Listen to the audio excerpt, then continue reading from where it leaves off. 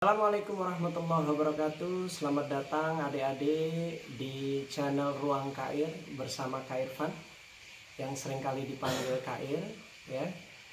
Kali ini Kairvan akan membagikan video tentang mata kuliah ekonomi umum yang dipelajari oleh anak-anak jurusan ekonomi di berbagai perguruan tinggi ya, dengan bahasan yang cukup menarik, sangat penting buat adik-adik nanti untuk menempuh ujian. Silahkan ditonton ya, silahkan ditonton berulang-ulang untuk bisa mengerti, dan jangan lupa like dan subscribe-nya di channel ini agar bisa mengikuti materi-materi lanjutan yang insya Allah akan berguna.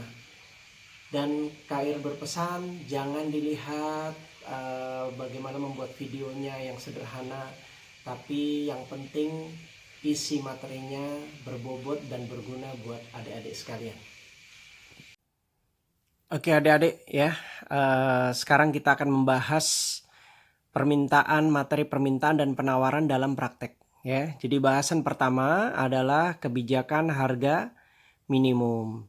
Apa yang dimaksud kebijakan harga minimum? Itu adalah suatu kebijakan yang diambil oleh pemerintah saat terjadi panen raya.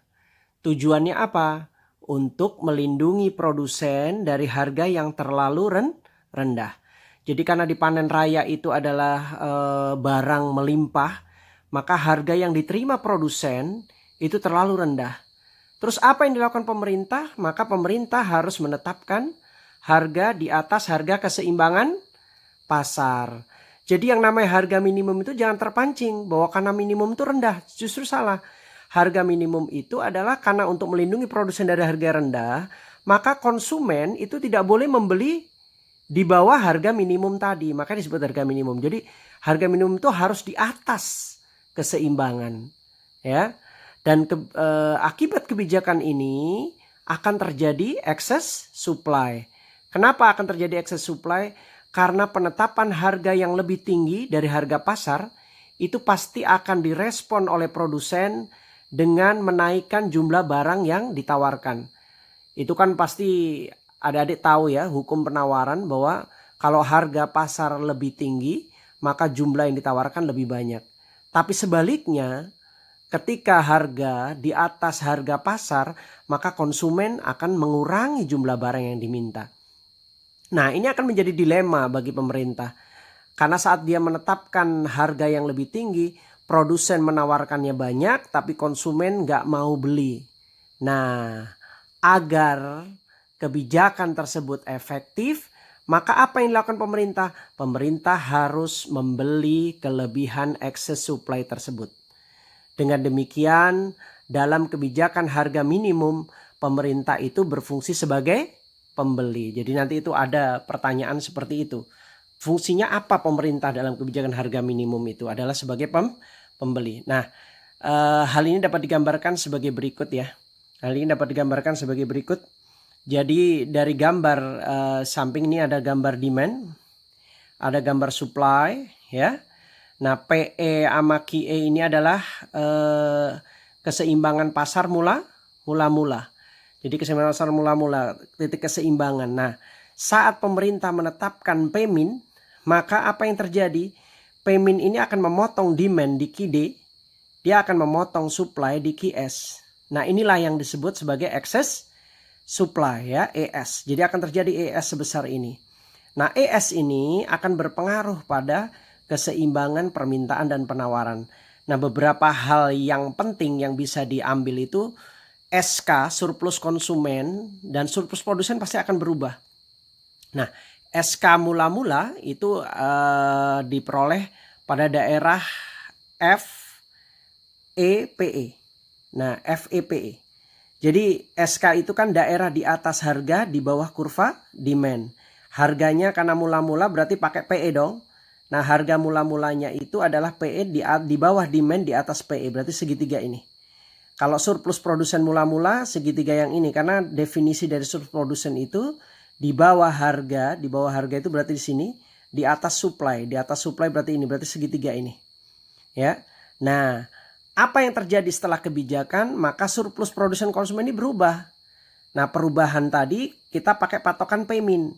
Di bawah ini, di bawah harga sekarang daerahnya lebih luas, yaitu segitiga yang besar ini.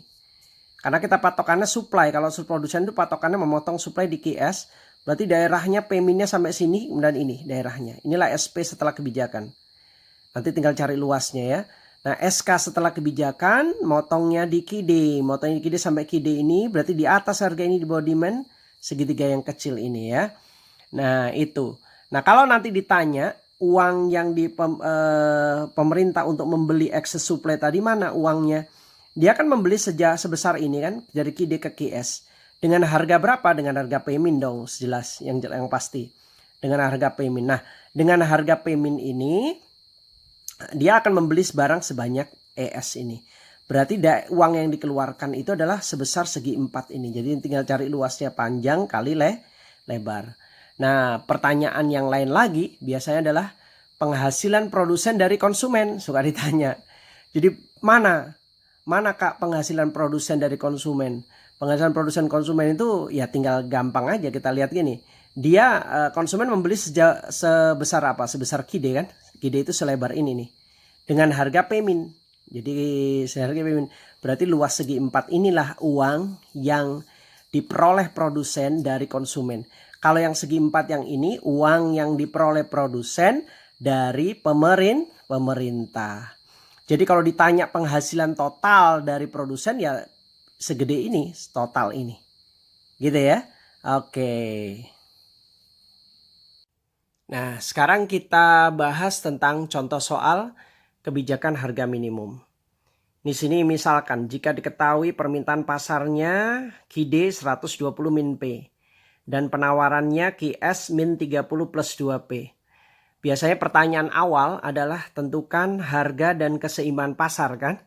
Dan itu sangat mudah ya bagi orang jurusan ekonomi, sangat mudah, yaitu diperoleh saat QID sama dengan QS. Kita masukkan QID 120 min P, QS-nya min 30 plus 2P. Kalau kita kumpulkan P-nya nanti akan dapatkan 3P sama dengan 150, berarti P-nya 50. Dapat P50 ini kita masukkan boleh ke QID, boleh ke QS. Kita masukkan QID saja dan itu anggap Q saja karena QID dengan QS sama. 120 kurang 50 berarti 70. Berarti harga keseimbangannya adalah 50. Jumlah permintaan keseimbangannya 70.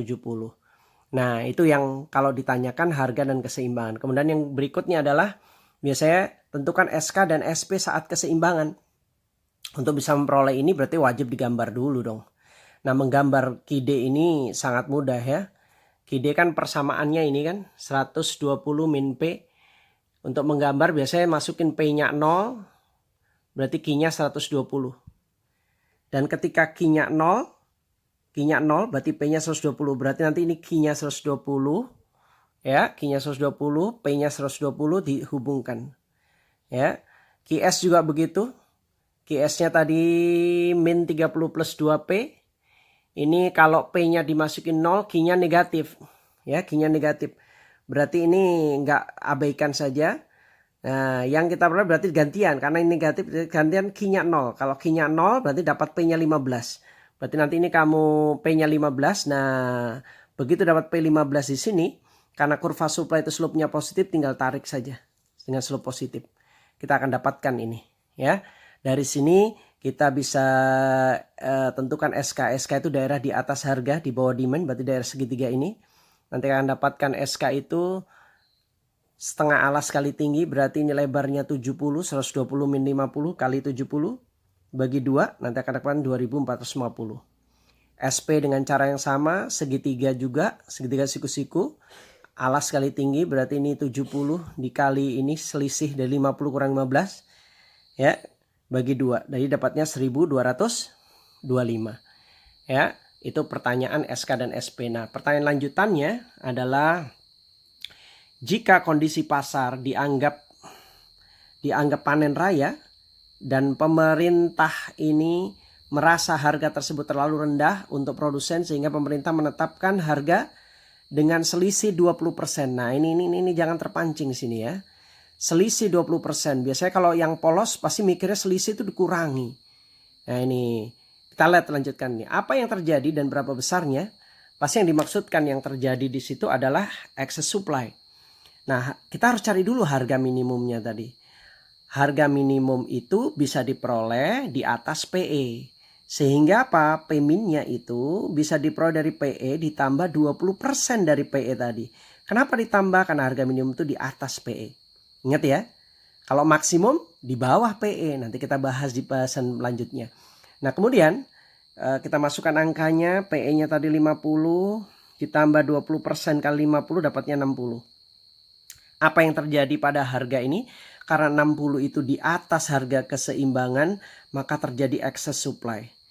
Excess supply itu QD-nya di bawah QS. Berarti QD coba kita masukkan 120 min P dikurang 120 kurang 60 60. QS-nya min 30 plus 2 kali 120 2 kali 60 120. Jadi tambahin jadi 90. Kita lihat QS-nya lebih gede dari QD-nya. Sehingga akan terjadi excess supply sebesar 90 kurang 60, jadi sama dengan 30. Itu pertanyaan yang C-nya. Nah, pertanyaan lanjutannya ya, yang D, berapa besar peningkatan SP produsen dan berapa besar penurunan SK konsumen akibat kebijakan tersebut?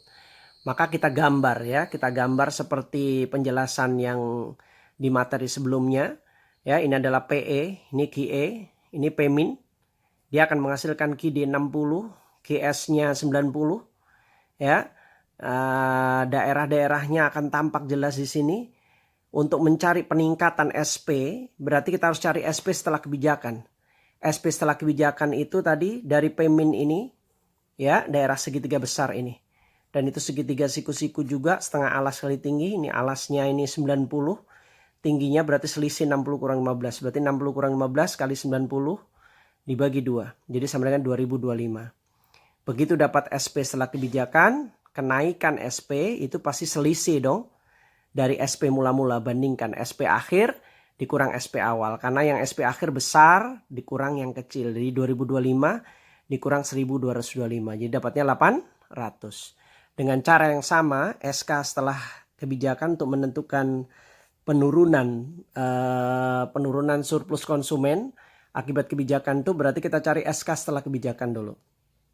SK setelah kebijakan itu berarti patokannya dari Pmin ya, di atasnya ya, berarti segitiga kecil ini ya. Kita akan cari ini, berarti ini selisihnya 60. Ini 60, berarti 120 kurang 60 dikali 60 dibagi 2. Jadi 1800. Maka terjadi penurunan SK sebesar berapa? Karena lebih besar yang SK awal. SK awal tadi kita sudah hitung 2450 dikurang 1800. Jadi dapatnya 650. Ya. Nah, pertanyaan yang lain ya, yang E, kalau ditanya berapa uang yang harus dikeluarkan oleh pemerintah agar kebijakan tersebut efektif, itu kalau digambar ini berarti dia sama dengan segi 4 ini. Ya. Segi 4 ini berarti panjang kali lebar. Ini panjang ini 60, lebarnya ini 30. Berarti nanti akan dapatkan 90 kurang 60 dikali 60. Berarti dapatnya 1800. Sangat mudah kan adik-adik ya. Nah, inilah kebijakan contoh soal tentang kebijakan harga minimum. Silahkan diulang-ulang ya, silahkan diulang-ulang. Kalau nggak mengerti tonton lagi.